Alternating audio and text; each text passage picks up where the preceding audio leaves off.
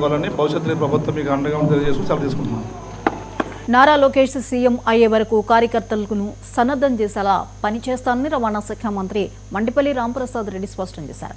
అన్నమయ్య జిల్లా లక్కిరెడ్డిపల్లిలో టీడీపీ కార్యకర్తల విస్తృత స్థాయి సమావేశానికి మంత్రి రాంప్రసాద్ రెడ్డి ముఖ్య అతిథిగా హాజరయ్యారు.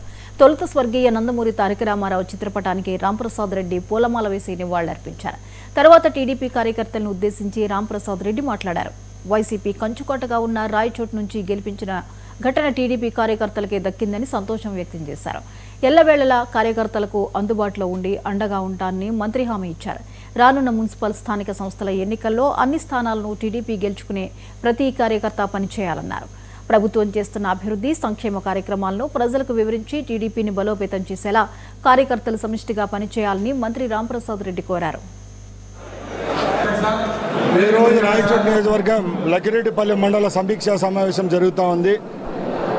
తెలుగుదేశం పార్టీకి సంబంధించిన నాయకులు కార్యకర్తలు భారీ సంఖ్యలో ఇక్కడ రావడం జరిగింది. మా ముఖ్య ఉద్దేశం ఒకటే, మా జాతీయ అధ్యక్షులు గౌరవనీయులు చంద్రబాబు నాయుడు గారు, అలాగే మా యువ నాయకులు మంత్రివర్యులు లోకేష్ బాబు గారి సారథ్యంలో తెలుగుదేశం పార్టీని బలోపేతం చేయడం లక్ష్యంగా ఈరోజు ఇక్కడ మా కార్యకర్తలు మా నాయకులతో చర్చించడం జరిగింది.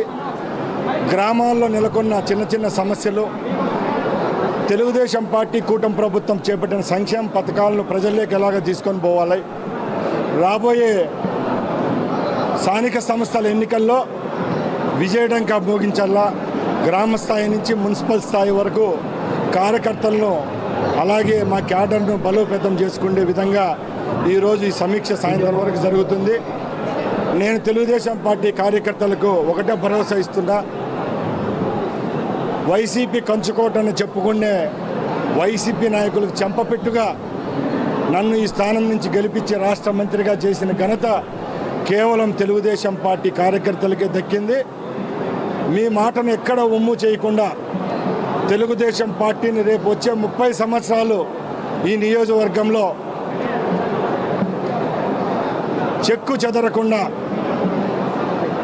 రేపు లోకేష్ బాబు ముఖ్యమంత్రి అయ్యే వరకు కార్యకర్తలను సన్నద్ధం చేసే విధంగా నేను పనిచేస్తానని మీ అందరం ప్రధాని మోదీ